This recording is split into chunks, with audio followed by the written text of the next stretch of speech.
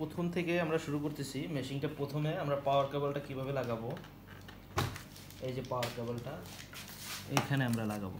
এই যে এটা দিয়ে পাওয়ার কেবলটা লাগাই নেব। পাওয়ার কেবলের সাথে অন অফ বাটন আছে, এই যে অন অফ বাটন। তবে এটার সাথে যে এক্সট্রা মনিটরটা, যে এক্সট্রা মনিটর এইটা এখানে লাগাই নিতে হয়। এটা আমরা লাগাই নেব। তারপর আপনি দড়িটা খুলে অ্যাজ ইউজুয়াল আপনি যেখানে সুবিধা লাগাই নিতে পারেন। তারপরে আমরা মেশিনটা ওপেন করব, পাওয়ার ওপেন করে এখানে ওপেন করব। এই যে মেশিন ওপেন হয়ে যাবে।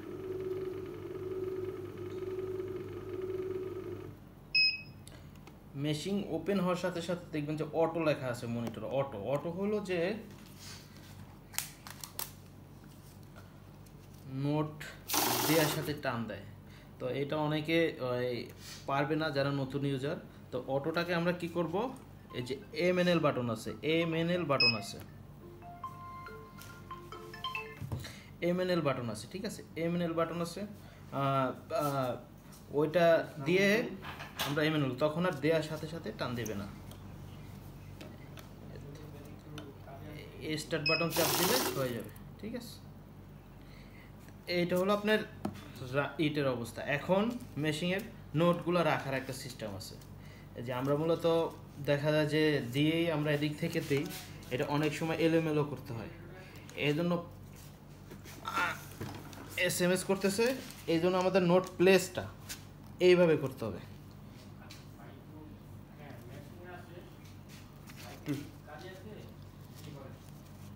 প্লেস করতে হবে, ঠিক আছে। এই প্লেসটা এইভাবে দেখেন। প্লেসটা সবাই কি করে, এই যে চাকাটাও এই যে চাকার উপরে উঠাই দেয় নোটটা।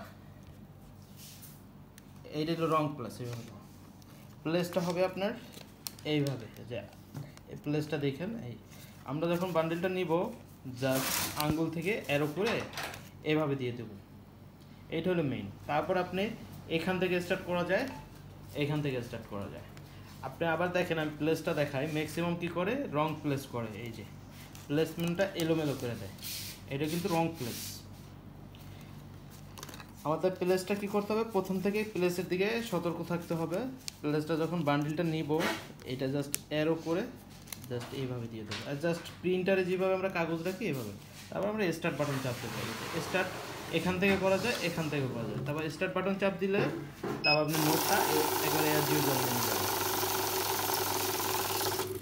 আমি আবার দেখাইতেছি নোট প্লেসটা কীভাবে করতে হয়। ম্যাক্সিমাম ভুল করে যে এই যে চাকাটা, এই চাকার উপরে উঠাই দেয়। প্রথম নোটটা চাকার উপরে উঠাই দেয় আর পিছেরটা নিচে পড়ে যায়। তখন যদি আমি নোট চালাই, মেশিন নোট আটকায় যাবে। এজন্য সবসময় কেয়ারফুল রাখতে হবে যে নোট প্লেসটা, এই যে নোট প্লেসটা আমি জাস্ট বান্ডিলটা নিব, এভাবে দিয়ে দেবো। এইটা হলো মেইন মেশিনে। আর কোনো ঝামেলা নেই। এইটুকু পারলে আপনি মেশিন অপারেট করাটা একেবারে ইজি। এভাবে আমি প্লেস করে আমি স্টার্ট বাটন চাপ।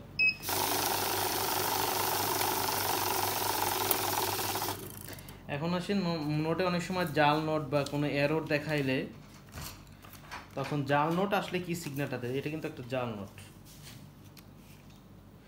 জাল নোট এখন দিলাম, এই যে E10 সিগন্যাল দেবে। জাল নোট বা কোনো সমস্যা হলে E10 সিগন্যাল দেবে। এই সেন্সরটা আপনার লাল অ্যালার্ট দিবে আর কি। এই যে E10 সিগন্যাল। এখন জাল নোটটা কীভাবে আমি মাঝখানে দিয়ে দিচ্ছি, কীভাবে ডিটেক্ট হয় আর কি।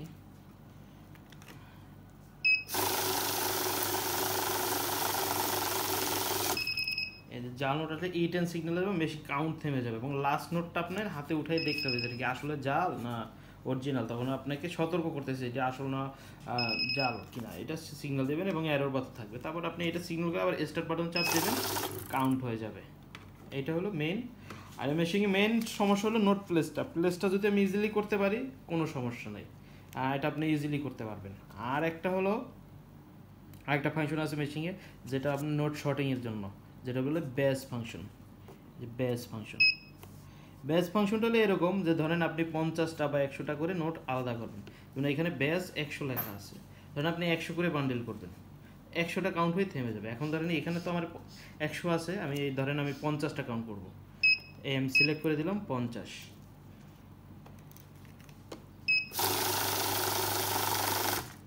এই 50টা কাউন্ট হয়ে থেমে যাচ্ছে। এটা এটা জাস্ট নোট শর্টিংয়ের জন্য লাগবে। আমি উঠাই নিলাম, 50টা করে কাউন্ট হবে। এখন আমার 50টা লাগবে না, আমার 20টা লাগবে। 20টা এই যে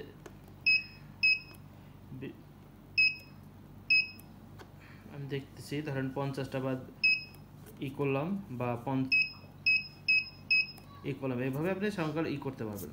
সাউন্ড এটার করবেন, এটা লাগবে না আপনার ব্যাস, আপনি ক্যান্সেল দিয়ে ব্যাস করে ফেলবেন। আবার যদি নতুন থেকে ব্যাস করতে চান, ব্যাস করলেন 20টা 40টাই সংখ্যা থেকে আপনি লিখে নিতে পারবেন। ধরেন আপনি এখন 45টা চান, এই যে 45টা লিখলাম, 45টা কাউন্ট হয়ে যাবে।